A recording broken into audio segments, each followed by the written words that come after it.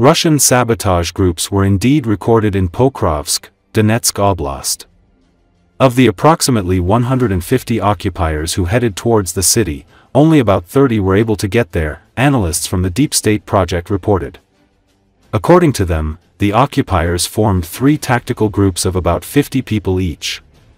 Their task was to destabilize the situation, sow panic among residents and force Ukrainian units to leave the city, similar to the events in Selydove.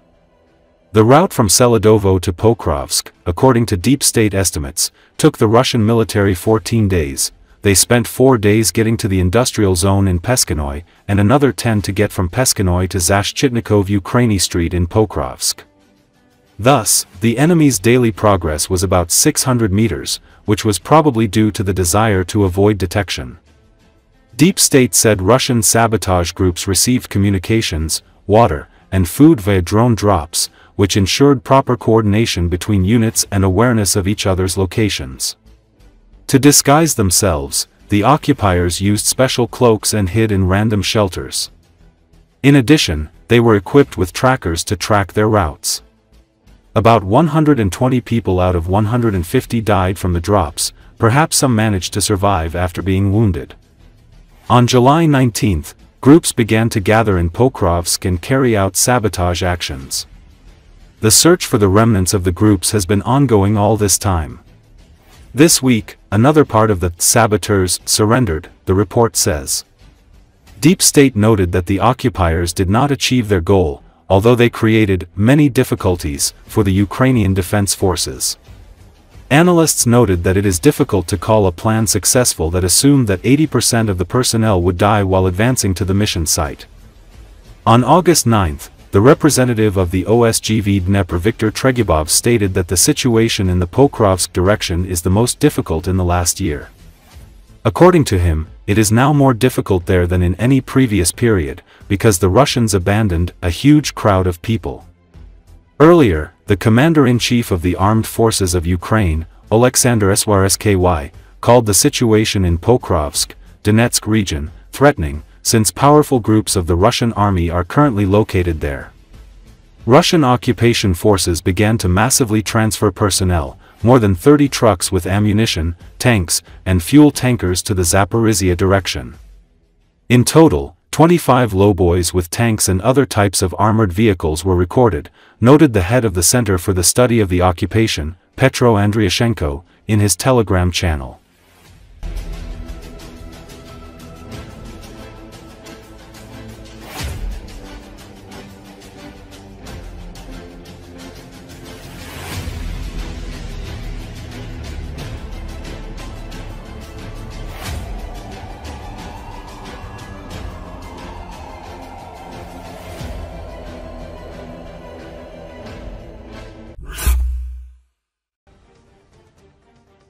A Russian invader, who realized he was being sent to slaughter, addressed his comrades, revealing how Putin's generals were sending occupiers to their deaths for villages taken on credit. Recently, the Russian army once again demonstrated stability after almost 4 years of war, still sending its soldiers on meat assaults. Occupier Sergei Konovalov, call sign Horse, became a participant in one of these entertainment events.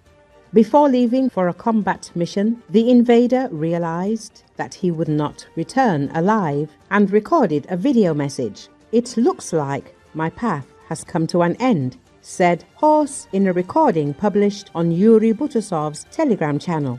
Konovalov said that since the liquidation of Goodwin and Ernest, he and his fellow soldiers allegedly tried to fight theft, drug addiction, and money grubbing on credit at the cost of the lives of thousands of soldiers that flourish in the Russian army. "Farewell," stated the Horse. After such a video, Semyon Konovalov is unlikely to escape the 200 list even if he returns after the meat assault. Yuri Butasov, commenting on the occupier's statement, was surprised why he did not take up arms against his command. The motherland said, "We must. That means we must be destroyed in a meat assault. Bucha stated, "Let us recall that on July the 19th, that one of the commanders of the Russian army showed how exactly soldiers are forced to go on meat assaults. He ordered to shoot a Marine if he refuses to go forward." The Telegram channel of the main intelligence directorate of the Ministry of Defense of Ukraine published an audio recording of an intercepted telephone conversation confirming the criminal order of the commander of the 155th Separate Guards Marine Brigade. According to the officer, there are no sick people among the Marines. The occupier executioner told his interlocutor that his subordinates are divided only into the living and the dead. "I order you to shoot him if he doesn't go any further," the war criminal summed up. Let us recall that already on July the 7th, it became known that in the 155th Brigade of the RF Armed Forces, after the loss of the previous command, riots began. The reason is that Sukrab Akhmedov, who is called a butcher even among the occupiers, was sent to replace the liquidated officers. Akhmedov may turn out to be the hero of the above-mentioned audio interception of the GUR.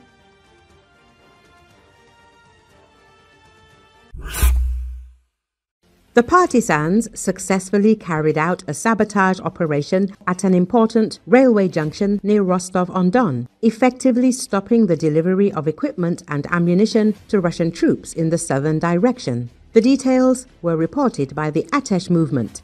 As reported by the movement, their groups continue to purposefully disable key elements of Russian logistics, disrupting the plans of the Russian command and slowing down offensive actions. This time, the target of the attack was a railway junction near the village of Kalinino. This section is a critical point on the enemy's logistical map. It is here that the main flow of rail traffic passes, heading southwest towards the temporarily occupied territories. Trains with equipment, ammunition, fuel and manpower moved through this hub every day. The partisans write, "During the operation, one of the main relay cabinets that ensured the operation of the node was disabled. This completely stopped traffic along the route, forcing the Russians to look for alternate routes."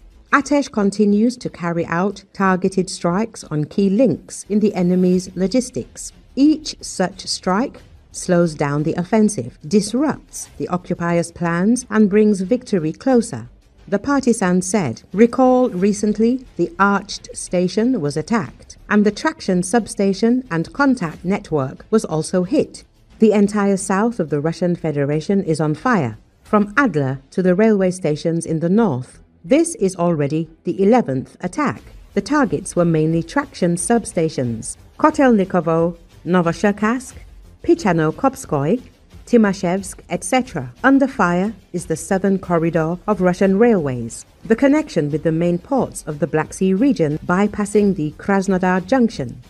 The bottleneck is either through Timashevsk or through Tikhoretsk. Both stations have been attacked. Last year, the Russians' railway transported 275 million tons of cargo here, more than in any other region. Grain and oil, the shortest route through Suez and beyond. Naturally, not only grain, but also fuel and lubricants, spare parts for harvesting, fertilizers, seed material, precursors for explosives, imports from the Transcaucasus countries. Plus, there are supplies to the front and the occupied territories. Military and civilian logistics in the Luhansk and Donetsk regions are heavily dependent on the railway. All supplies depend on the railway. Raw materials for factories, ammunition and fuel for the front will be delayed, and sorting stations will be overflowing with crude oil and grain. These problems in Russia need to be exacerbated, and since Moscow is heavily dependent on Russian railways, the goal is obvious.